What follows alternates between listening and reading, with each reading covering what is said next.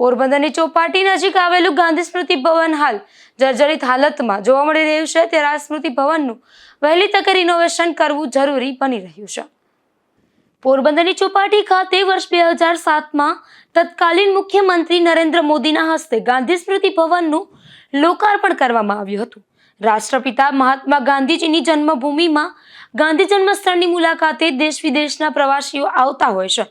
આથી રાજ્ય સરકારે પ્રવાસીઓને આકર્ષવા માટે ચોપાટી નજીક અનેક વાદ વિવાદો બાદ ગાંધી સ્મૃતિ ભવનનું નિર્માણ કર્યું હતું, જેનું નરેન્દ્ર મોદીના હસ્તે લોકાર્પણ કરવામાં આવ્યું હતું। આ સ્મૃતિ ભવનના સંગ્રહાલયમાં ગાંધીજીની કેટલીક દુર્લભ તસવીરો તેમજ યાદગાર પ્રતિકૃતિઓ મૂકવામાં આવી છે, તો ગ્રંથાલયમાં ગાંધીજીના જીવન પર આધારિત પુસ્તકોનો સંગ્રહ કરવામાં આવ્યો છે। સ્મૃતિ ભવનના લોકાર્પણ બાદ સ્મૃતિ ભવનનું સંચાલન રાજ્ય સરકારના યુવા અને સાંસ્કૃતિક વિભાગને સોંપવામાં આવ્યું છે, પરંતુ હાલ આ ગાંધી સ્મૃતિ ભવન ફક્ત શોભાના ગાંઠિયા સમાન બની ગયું છે। સમગ્ર દુનિયા જેને વિશ્વ વિભૂતિ અને મહામાનવ ગણે છે, તેવા ગાંધીજીના જન્મસ્થળ ખાતે આવેલી તેમની સ્મૃતિ ભવનની હાલત દયનીય જોવા મળે છે।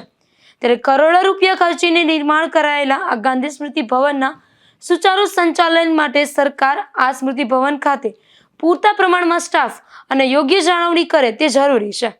આ બિલ્ડિંગના નિર્માણથી જ વિવાદિત બન્યું હતું, ત્યારે હાલ આ ગાંધી સ્મૃતિ ભવનનું બિલ્ડિંગ બિસ્માર હાલતમાં જોવા મળી રહ્યું છે।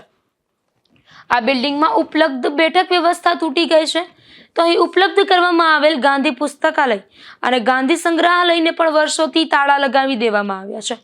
આ બિલ્ડિંગના બાંધકામથી જ વિવાદમાં આવી જતા આ બિલ્ડિંગ ક્યારે એક ધારું ખુલ્લું રહ્યું જ નથી, જેથી હાલ આ બિલ્ડિંગ બિસ્માર હાલતમાં ફેરવાયું છે।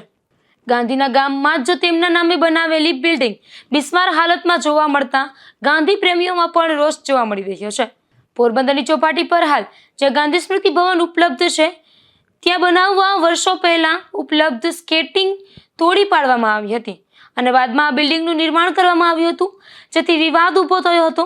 પોરબંદરના ગાંધી સ્મૃતિ ભવન ખાતે વર્ષો પૂર્વે પોરબંદર નગરપાલિકા દ્વારા 3.5 કરોડ રૂપિયાના ખર્ચે ગાંધીજીના જીવન ચરિત્ર પર લેઝર શો પ્રોજેક્ટ શરૂ કરવામાં આવ્યો હતો, જે પણ વર્ષોથી બંધ થઈ ગયો છે અને આ પ્રોજેક્ટ પર પણ પાણી ફરી વળ્યું છે।